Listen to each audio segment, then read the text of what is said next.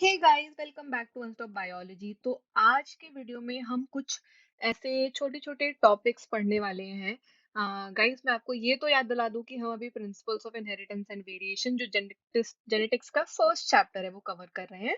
और हमने ऑलरेडी इस चैप्टर में inheritance of one gene, laws of inheritance और inheritance of two genes cover कर लिए हैं। ठीक है, तो आज हम कुछ टॉपिक्स कवर करेंगे जिसमें पहला टॉपिक तो है पॉलीजेनिक इनहेरिटेंस। फिर हम देखेंगे प्लियोट्रॉपी क्या है, फिर सेक्स डिटर्मिनेशन देखेंगे और म्यूटेशन के बारे में थोड़ा समझेंगे। ठीक है, तो गाइज इससे पहले मैं टॉपिक शुरू करूँ, आपको एक चीज जरूर रिक्वेस्ट करूंगी कि आपको जितने भी वीडियोस आप देख रहे हैं, अगर आपको वीडियो वो अच्छा लगता है या अगर आपको कोई भी डाउट आ रहा है उस वीडियो में, तो मुझे बताइए जरूर कमेंट में। कि आपको, अगर आप लाइक करते हैं तो आप मुझे बताइए कि आपको समझ में आ गया है वीडियो। अगर आपको कुछ भी डाउट है तो आप मेंशन कीजिए कमेंट में, सो दैट मैं आपका डाउट क्लियर कर सकूं। जब तक आप मुझे फीडबैक नहीं देंगे, मुझे पता नहीं चलेगा कि मैं आपके एक्सपेक्टेशन के अकॉर्डिंग आपको चीजें पढ़ा रही हूँ या नहीं। और वो मेरे लिए फीडबैक बहुत ही जरूरी है। और गाइज, अगर आपको वीडियो अच्छा लग रहा है तो उसको लाइक करना प्लीज नहीं भूलिएगा और अपने फ्रेंड से शेयर जरूर कीजिएगा।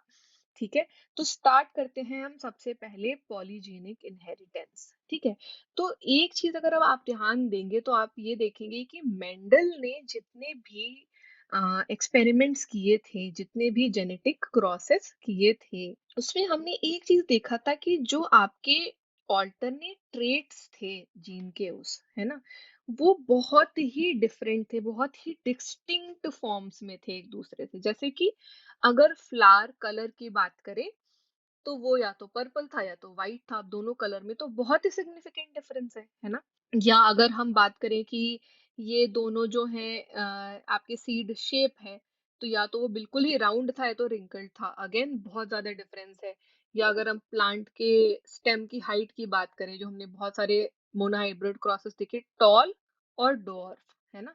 तो दो डिस्टिंक्ट फीचर्स पे करे एक्सपेरिमेंट, है ना।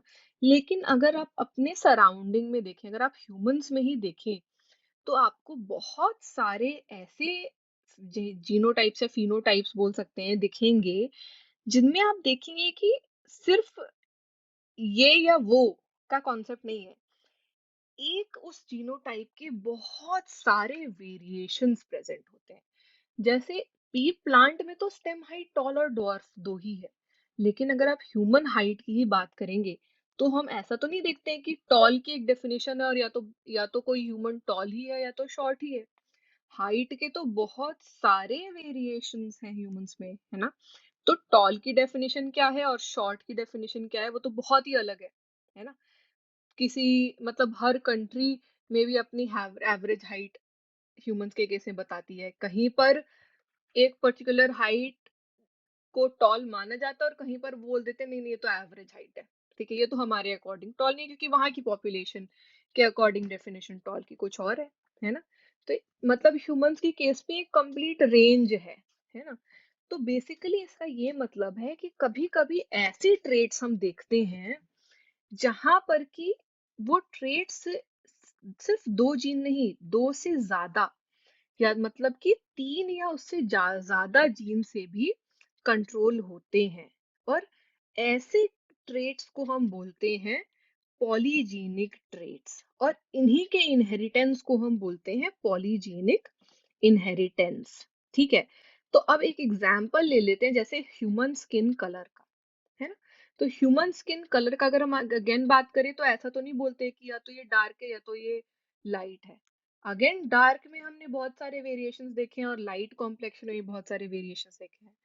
तो अब हम ये मान लेते हैं कि आप मान लीजिए तीन जीन्स हैं, है ना। क्या है, तीन ऐसे जीन्स हैं जो कि हैं ए, बी और सी, जो कि ह्यूमन स्किन कलर के लिए रिस्पॉन्सिबल है। ठीक है, तो अगर आप इसका डोमिनेंट फॉर्म देखेंगे तो इसका डोमिनेंट फॉर्म हो जाएगा कैपिटल ए, कैपिटल बी और कैपिटल सी। और ये डोमिनेंट फॉर्म क्या स्पेसिफाई कर रहा है, डार्क स्किन कलर। ठीक है, अब इसी का के अगर हम रेसेसिव फॉर्म की बात करें तो रेसेसिव फॉर्म हो जाएगा स्मॉल ए, स्मॉल बी और स्मॉल सी। है ना, स्मॉल सी। और ये क्या स्पेसिफाई कर रहा है, लाइट स्किन कलर। ठीक है, तो अगर मैं आपको एक वेरिएशन बताऊं जिसमें कि सारे डोमिनेंट हैं, जिसमें कि सारे जीन्स डोमिनेंट हैं, तो ये हो जाएगा आपका डार्केस्ट स्किन कलर, है ना। और ऐसा फॉर्म जिसमें सारे ही रेसेसिव हैं, ये क्या हो जाएगा, लाइटेस्ट स्किन कलर, राइट, ये हो जाएगा लाइटेस्ट स्किन कलर। बट क्या इसके अलावा इंटरमीडिएट सिर्फ एक ही होगा? अब मान लो एक इंटरमीडिएट तो हो जाएगा ये, है ना। तो एग्जैक्ट इंटरमीडिएट कलर क्या होगा कि 3 डोमिनेंट और 3 रिसेसिव। बट ऐसा भी हो सकता है, ऐसा भी हो सकता है, ऐसा भी हो सकता ऐसा भी हो सकता है ना। तो ऐसे तो बहुत सारे वेरिएशंस होंगे। अगर 4 डोमिनेंट है तो अलग होगा, 5 डोमिनेंट है तो एक अलग स्किन कलर आ जाएगा, है ना। अगर 3 डोमिनेंट है तो एक अलग, 2 डोमिनेंट है तो एक अलग, 1 डोमिनेंट है तो एक अलग स्किन कलर। ऐसा तो नहीं है कि 4 डोमिनेंट है तो भी एक ही स्किन कलर होगा, 5 डोमिनेंट है तो भी एक ही, और 3 डोमिनेंट है तो भी एक ही। इन सबके कॉम्प्लेक्शन या कलर में स्लाइट डिफरेंस तो होगा ही। ठीक है, तो इसका ये मतलब है कि यहाँ पर एक या दो तरीके के जीन इनहेरिट नहीं हो रहे हैं, बल्कि मल्टीपल जीन्स, 3 और मोर जीन्स इनहेरिट हो रहे हैं, और पॉलीजेनिक इनहेरिटेंस देख रहे हैं आप। तो ये तो हो गया पॉलीजेनिक इनहेरिटेंस। ठीक है, अब देखते हैं सेकेंड टॉपिक जो हमारा प्लियोट्रॉपी का, ये क्या होता है। ठीक है, तो प्लियोट्रॉपी बेसिकली होता है ऐसा कि अभी तक हमने क्या पढ़ा कि या तो 2 जीन अगर इनहेरिट हो रहे हैं, या 2 से ज्यादा हो रहे हैं, 3 हो रहे हैं, 3 से भी ज्यादा हो रहे हैं, है ना। ऐसा भी हो सकता है कि सिर्फ एक ही जीन इनहेरिट हो रहा है। क्यों? क्योंकि वो एक ही जीन मल्टीपल फिनोटाइप का एक्सप्रेशन दे रहा है। तो ऐसा भी हो सकता है कि एक सिंगल जीन ही एग्जिबिट कर रहा है मल्टीपल फिनोटाइपिक एक्सप्रेशन। ऐसे ही जीन को हम बोलते हैं प्लियोट्रॉपिक जीन। इस कंडीशन को हम बोलते हैं प्लियोट्रॉपी। ठीक है, अब इसका एक एग्जाम्पल है, एक डिजीज, जेनेटिक डिजीज होती है फिनाइल कीटोनूरिया। इसको बोलते हैं फिनाइल कीटोनूरिया। इसमें क्या होता है कि जो जीन कोड कर रहा होता है, क्या कोड कर रहा होता है, एंजाइम फिनाइल एलेनिन हाइड्रोक्सिलेज, इसमें हो जाता है म्यूटेशन। म्यूटेशन हम आगे भी देखेंगे क्या होता है। ठीक है, बेसिकली ये जीन हो जाता है थोड़ा सा मॉडिफाई, और इसके मॉडिफाई होते ही क्या होता है कि बहुत सारे फिनोटिपिक कैरेक्टर्स, जैसे कि स्किन का पिगमेंटेशन, या फिर हेयर रिडक्शन, या फिर ब्रेन डेवलपमेंट हैम्पर हो जाता है। ठीक है, क्यों ऐसे हो रहा है, क्यों आप देख रहे हैं कि मल्टीपल फिनोटिपिक कैरेक्टर्स एक सिंगल जीन इनहेरिट कर रहा है, और ये सिंगल जीन में हो गया म्यूटेशन। तो जो भी फिनोटिपिक कैरेक्टर्स ये एक्सप्रेस कर रहा था वो चेंज हो गया। ठीक है, तो स्किन पिगमेंटेशन भी चेंज हो गया, रिडक्शन हो गया हेयर में, है ना, मेंटल रिटार्डेशन आ गया क्योंकि ब्रेन डेवलपमेंट नहीं हुआ सही से। तो ये एक जेनेटिक डिसऑर्डर हो गया, एक जेनेटिक डिसीज हो गई, है ना। ये एक जीन के म्यूटेशन से, एक सिंगल जीन के म्यूटेशन से। क्यों? क्योंकि ये single gene multiple phenotypic expression exhibit कर रहा है ना। तो ये तो हो गया प्लियोट्रॉपी। ठीक है, यही इसी को हम बोलते हैं प्लियोट्रॉपी। प्लियोट्रॉपिक जीन क्या है? जब एक सिंगल जीन इन्वॉल्व हो मल्टीपल फिनोटिपिक एक्सप्रेशंस एग्जिबिट करने में। ठीक है, अगर उस सिंगल जीन में कोई भी चेंज हो जाता है तो जो भी फिनोटिपिक, जो भी फिजियोलॉजिकल कैरेक्टर्स वो एग्जिबिट कर रहा है वो सब चेंज हो जाता है। ठीक है, वैसे ही एक जेनेटिक्स का इम्पोर्टेंट टॉपिक शुरू से रहा है सेक्स डिटर्मिनेशन। ठीक है, काफी इस पे काम किया गया, काफी लोगों को लगा कि ये कॉम्प्लेक्स है ना, इसको समझना बहुत मुश्किल है कि क्या ऐसा फैक्टर है जिस पे डिपेंड करता है कि ऑफस्प्रिंग मेल होगा या फीमेल, है ना, या थर्ड जेंडर कोई भी। तो बेसिकली हेंकिंग करके एक साइंटिस्ट थे जिन्होंने 1891 में न्यूक्लियर स्ट्रक्चर को ट्रेस करा। किसमें? किस टाइम पे? स्पर्मेटोजेनेसिस के टाइम पे मेल्स में। ठीक है, आई होप आपको स्पर्मेटोजेनेसिस पता होगा, जो कि बेसिकली स्पर्म्स जिस प्रोसेस के थ्रू बनते हैं मेल में। ठीक है, अब उन्होंने कुछ इंसेक्ट्स में मेल, कुछ बेसिकली मेल इंसेक्ट्स के केस में क्या करा, स्पर्मेटोजेनेसिस के टाइम पे एक स्पेसिफिक न्यूक्लियर स्ट्रक्चर को ट्रेस करा। और उन्होंने क्या देखा कि स्पर्मेटोजेनेसिस के बाद जो स्पर्म बन रहे हैं, उन स्पर्म में 50% में तो वो स्ट्रक्चर है, ठीक है, लेकिन 50% में नहीं है। ठीक है, इस स्ट्रक्चर को उन्होंने बोल दिया एक्स बॉडी या एक्स क्रोमोसोम। क्यों ऐसा बोल दिया? क्योंकि उनको पता ही नहीं था कि ये क्या है। तो जैसे हम अगर कभी कभी ऐसे एग्जाम्पल नहीं देते और हमें कुछ नाम नहीं याद आता या कुछ नहीं ऐसा समझ में आता कि क्या हम इसको नाम दें, तो हम बोलते चलो एक्स वाई जी बोल देते हैं इसको, है ना, कि let's assume it's X Y G. वैसे उनको भी कुछ समझ में नहीं आया कि एग्जैक्टली है क्या, मैं किससे रिलेट करके इसका सिग्निफिकेंस क्या है कि मैं इसको कुछ ऐसा नाम दूं। तो उन्होंने बोल दिया ये एक्स बॉडी है। ठीक है, अब उसके बाद उनके ये डिस्कवरी के बाद कुछ और साइंटिस्ट्स ने ये देखा कि ये जो एक्स बॉडी हैंकिंग ने बोला, ठीक है, वो इनफैक्ट क्या है, एक ऐसा एक क्रोमोजोम है। ठीक है, तो उन्होंने बोल दिया इसको हम बोलेंगे एक्स क्रोमोजोम।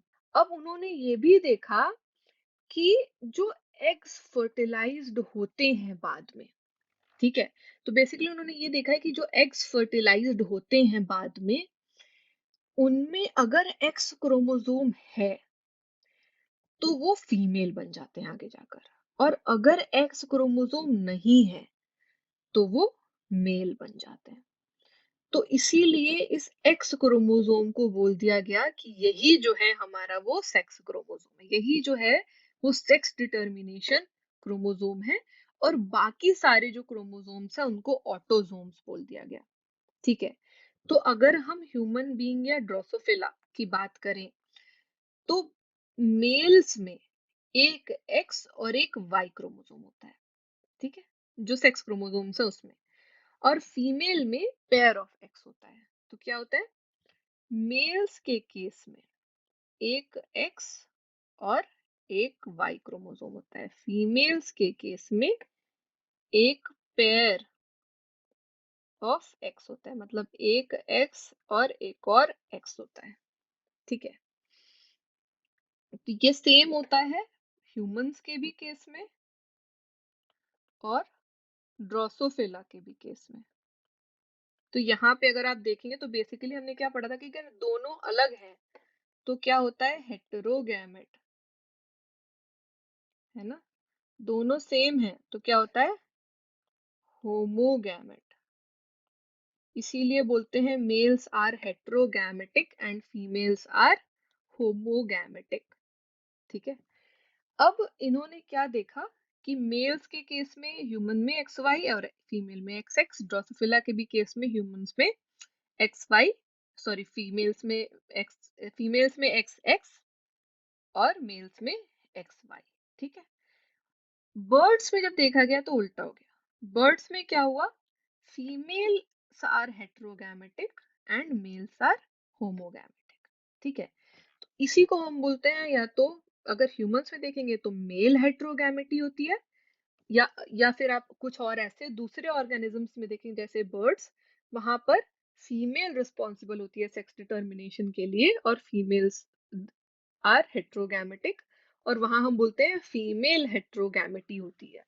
ठीक है, तो अब इससे एक और चीज समझ में आया, बहुत ही इंपॉर्टेंट। क्या समझ में आया वो देखते हैं, सेक्स डिटर्मिनेशन इन ह्यूमंस के केस में, तो कैसे हम ह्यूमंस में सेक्स डिटर्मिनेशन करते हैं। ठीक है, तो हमने क्या बोला कि पहली बात तो ह्यूमंस में टोटल होते हैं 23 पेयर्स ऑफ क्रोमोसोम्स। ठीक है, इसमें जो 22 पेयर्स होते हैं वो मेल और फीमेल के केस में एग्जैक्टली सेम होते हैं, जिनको हम बोलते हैं ऑटोजोम्स। और जो 23rd पेयर होता है, यही होता है सेक्स क्रोमोसोम।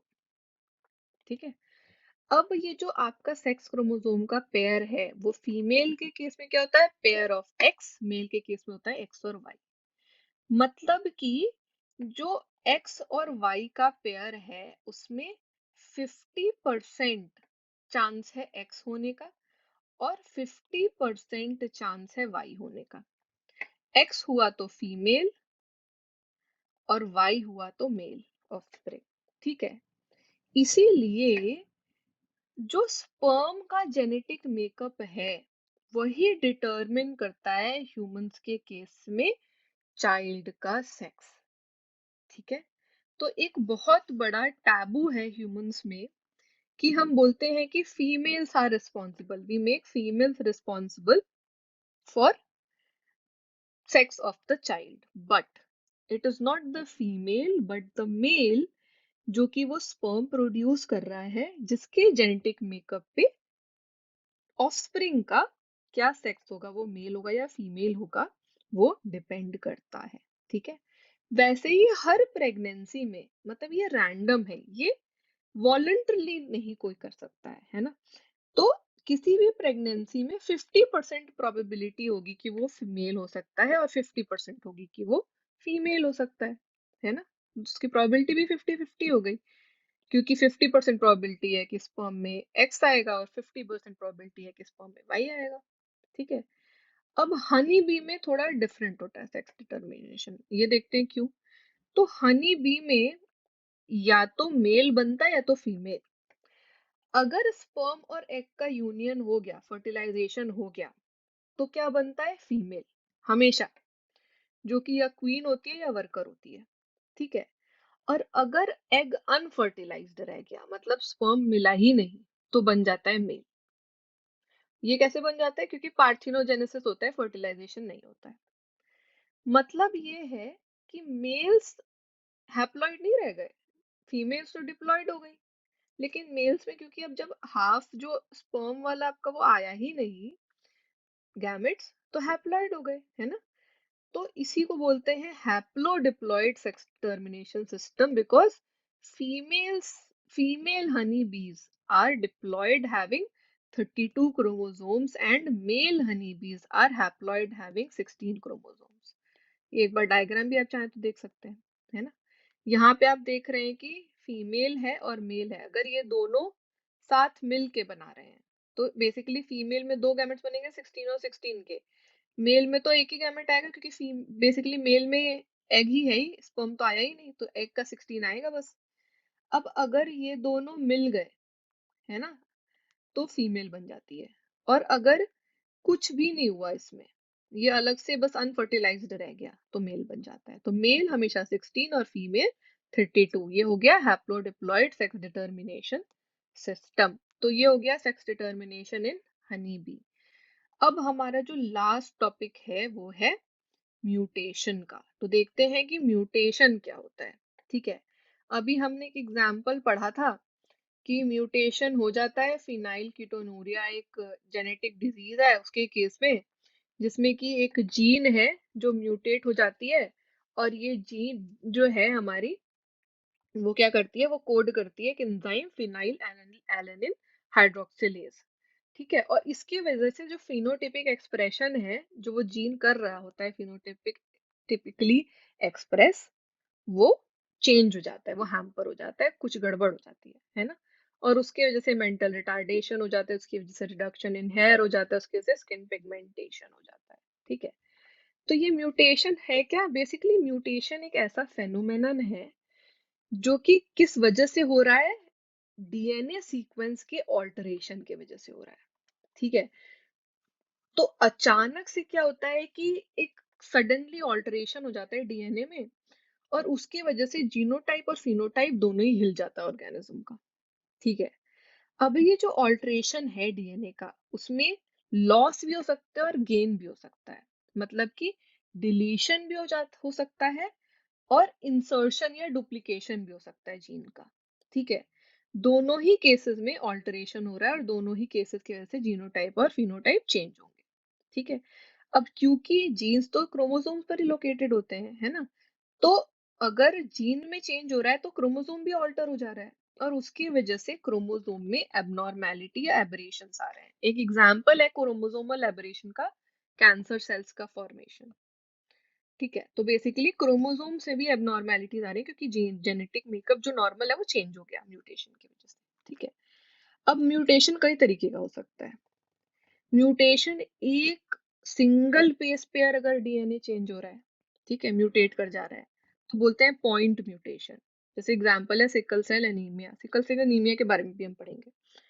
ठीक है, अगर बेस पेयर का ही डिलीट या इंसर्ट हो जा रहा है तो बोलते हैं फ्रेम ही शिफ्ट हो गया, है ना? जो फ्रेम कोड कर रहा था वो फ्रेम वहां से तो गायब हो गया, डिलीट हो गया डीएनए का बेस पेयर, या तो वो एक एक्स्ट्रा आ गया, तो फ्रेम ही शिफ्ट हो जाता है, इसको बोलते हैं फ्रेम शिफ्ट म्यूटेशन।